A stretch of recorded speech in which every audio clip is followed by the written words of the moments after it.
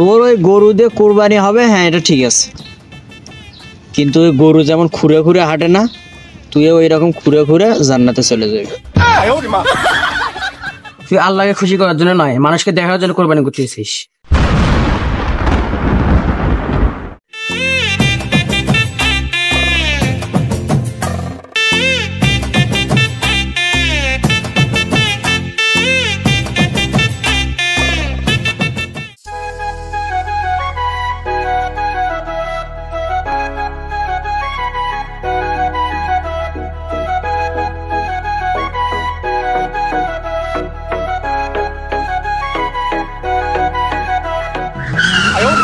আসসালামু আলাইকুম ভাই। ওয়ালাইকুম আসসালাম ভাই। ভাই ভালো আছেন? হ্যাঁ ভালো আছি, তুমি কেমন আছো? আছি আলহামদুলিল্লাহ। কোরবানি তো চলে যাচ্ছে, গরু ছাগল কি কিনছেন? ধর ভাই, দেশের যে অবস্থা, কার সাথে ভাগে কুরবানি দেবেন? কেউ সুদ করবে আর কেউ ঘুষ করবে।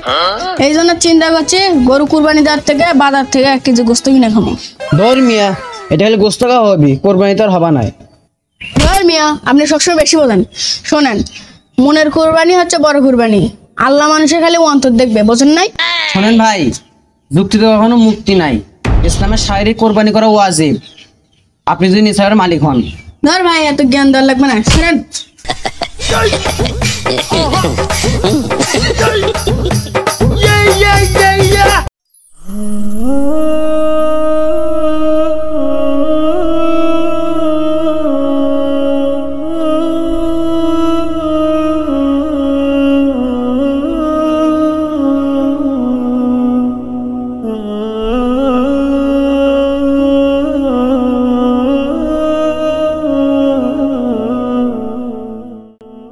দোস্ত কেমন আছিস?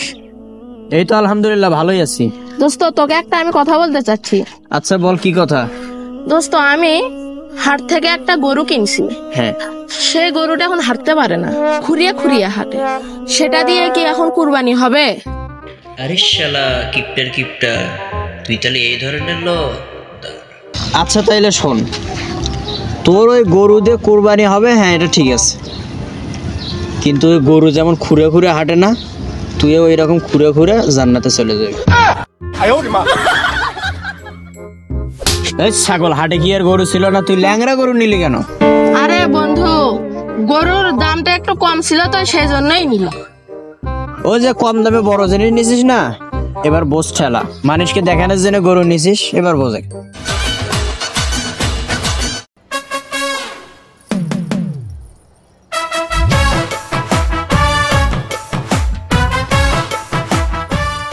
দোস্ত কি খবর? ঈদ তো চলে আসলো। হ্যাঁ বেটা, এই কোরবানি ঈদে গোস্ত খায় সেই মজা হবে, কারণ এই প্রথমবার নিজের ইনকামের টাকা কোরবানি দিচ্ছি বেটা। আগে তো আব্বারা 7 জন মিলে কোরবানি দিছে, এবার পুরো এলাকার মধ্যে সব থেকে বেশি গোস্ত হবে আমার। এই জন্য বক করছি যে কোরবানির আগে ফ্রিজ একদম ফাঁকা করে ফেলে দাও, গরুর গোস্ততে ফ্রিজ একদম ব্লক করে ফেলাবো, আর বাকি যদি কিছু থাকে ওগুলো গরিবদের দান করে দেবো। বন্ধু এবার থাম, অনেক বলছিস। আমি তোকে বললাম ঈদ তো চলে আসছে, আগেরবার আমরা বালাসিতে ঘুরতে গেছিলাম, এবার কোথায় ঘুরতে যাওয়া যায় এটা নিয়ে তোর সাথে পরামর্শ করতে চাচ্ছিলাম। আরে চিন্তা করিস না, এবার ঘুরতে যাব রংপুরে যাব, রংপুরে নাকি অনেক কিছু আছে। আচ্ছা বুঝলাম, কিন্তু শোন আমি তোকে কথা বলি। এই যে তুই কিছুক্ষণ আগে কোরবানি নিয়ে যে কথাগুলো বললি, যাক খুশি খবর, তুই প্রথমবার কোরবানি দিচ্ছিস, কিন্তু তোর কথাগুলো শুনে মনে হলো তুই আল্লাহকে খুশি করার জন্য নয়, মানুষকে দেখার জন্য কোরবানি করতেছিস। যাক বাদ দে, আয় আমরা চলে যাই। আচ্ছা তুই যা, আমি একটু পরে যাব। আচ্ছা।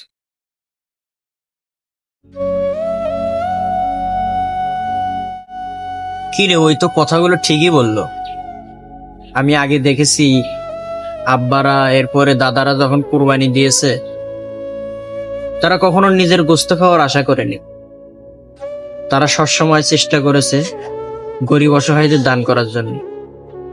এমনও সময় গেছে কুরবানিতে আমরা একদিন গোস্ত খাওয়ার পরে গোস্ত শেষ হয়ে গেছে,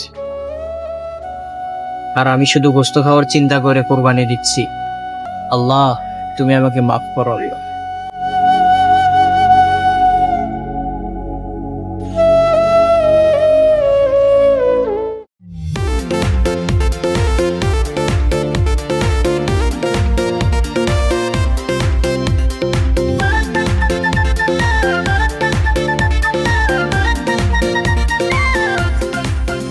নরমাল সোয়া করে যাচ্ছেন? আরে পাগলা, কুরবানি আছে না, হাটত যাওয়া নাকি গরু কিনবো। এ পাগলা, গরু কেনার জন্য এখন হাটত যাওয়া নাগে? অনলাইনে তো এখন গরু কুরবানি দেওয়া যায়। ধর পাগলা, অনলাইনে আবার কুরবানি হয় নাকি? বাপ দাদার আমল থেকে দেখে এসেছি আব্বারা হাটত যায় গরু কিনে নিয়ে এসে কুরবানি দিচ্ছে, আর তুই এখন করছিস অনলাইনে আবার কুরবানি দেওয়া যায়। এ ছাগল, তুই হচ্ছে একটা ইয়াং ছেলে, তুই কেন হাটে যাবি? তোর স্টাইল থাকবে আলাদা। তুই অনলাইনে গরু অর্ডার দিবি, বাসায় এসে তোর মাংস পৌঁছে দেবে। এ মগা, তুই কি আমার বলদ ভাবছিস? আমি বুঝি না বেড়া। এ পারলে তুই আমার কাছে কোরবানির নিয়ম শিখে যা। আমি কয়েকদিন আগে 3 দিনের জন্য তাবলিগে গেছিলাম, ওখানে হুজুররা আমাকে কোরবানি সব মাসলা মাসাল শিখাইছে। আরে যে তুই যে বললি না অনলাইনে কোরবানি, বেটা শুনে রাখ, এই যে অনলাইনে কোরবানি, এটা কোশ্চিন কালেও এই নিয়মে কোরবানি হবে না, হবে না, হবে না। তুই যদি এই যে অনলাইনে কোরবানি দিস না, আল্লাহ কোনোদিন তোর কোরবানি কবুল করবে না। এইভাবে শুধু তোর গোস্ত খাওয়াটা হবে, কোরবানি আর হবে না। আসলে ভাই আমি বুঝতে পারছি, আমি এভাবে কখনো ভাবিনি। তুই আমার চোখ খুলে দিয়েছিস ভাই, আমাকে ক্ষমা করে দিস।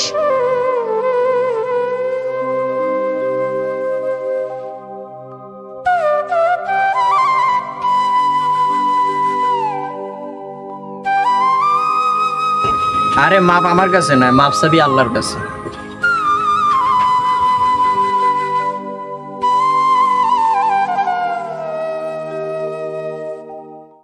আসসালামু আলাইকুম। ঈদ মানে আনন্দ, ঈদ মানে খুশি। পবিত্র ঈদুল আজহা উপলক্ষে দেশ ও দেশের বাইরে থেকে যারাই যুক্ত আছেন তাদেরকে জানাচ্ছি ঈদ মোবারক, ঈদ মোবারক, ঈদ মোবারক। আর হ্যাঁ, মনে রাখবেন, যেই দোকানেই থাকবে সেই দোকানকেই বয়কট করা হোক।